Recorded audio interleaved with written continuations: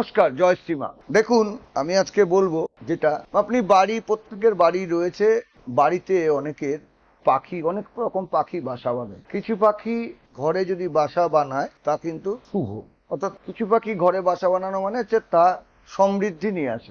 আবার কিছু পাখির বাসা কিন্তু দরিদ্র ও নিঃস্ব করে দিতে পারে। আজকের আলোচনায় যে বাড়িতে পাখির বাসা, সেই পাখির বাসা বেঁধেছে বাস্তুশাস্ত্র অনুসারে, এটা শুভ না অশুভ, আজকে আলোচনার বিষয় সেটা। এবং আলোচনা করার আগে আপনাদের প্রত্যেককে বলবো যে প্রতিদিন 40 বার করে হনুমানজির নাম করবেন, ভগবান শ্রী রামচন্দ্রের নাম 3 বার করবেন, এটা কিন্তু মাথায় রাখবেন। আর যার যেই দেবদেবী প্রিয় সেই দেবদেবীর নাম অবশ্যই 11 বার, 21 বার, 51 বার, 108 বার, যার যেরকম মনে হয় আপনারা সেভাবে কিন্তু করবেন, এটা মাথায় রাখবেন সবসময়। আর মায়ের যে পামেলা ছবি, জগৎজননী কৃপাময়ী দয়াময়ী মায়ের যে পামেলা ছবি, শ্রী মায়ের, সেটা অবশ্যই কিন্তু খাবার স্থানে রাখবেন এবং নিজের ঘরে রাখবেন। অন্য কষ্ট বলে কষ্ট এটা আপনাদের হবে না, আমি একটা 100% গ্যারান্টি। যাই হোক, এইবার আমি যেটা বলছি, কিছু পাখির বাসা বলেছি সমৃদ্ধ নিয়ে আসে পাখি ঘরে বাসা বাঁধলে, আবার কিছু পাখি বাসা বাঁধলে নিঃস্ব করে দিতে পারে। প্রথমে হচ্ছে পায়রার বাসা।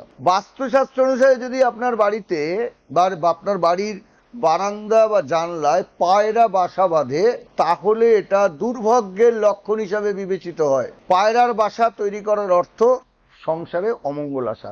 এর ফলে সংসারে বিভিন্ন মানুষের কাজে নানাভাবে বাধার সৃষ্টি করে। কিন্তু অনেকে বলবে পায়রা তো শুভ।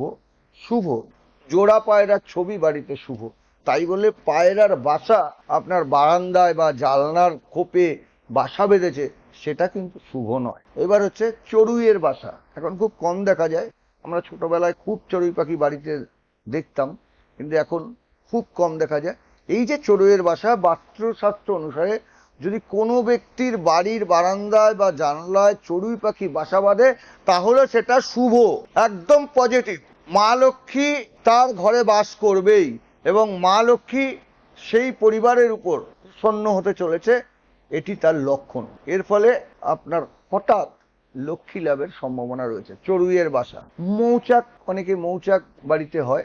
বাস্তুশাস্ত্র অনুসারে যদি কোনো ব্যক্তির বাড়িতে মৌমাছি মৌচাক তৈরি করে, তাহলে এটিও কিন্তু শুভ লক্ষণ নয়, এটা মাথায় রাখতে হবে। এটা কিন্তু যদি দেয়, মনে করবেন আপনার সামনে বিপদ এগিয়ে আসছে,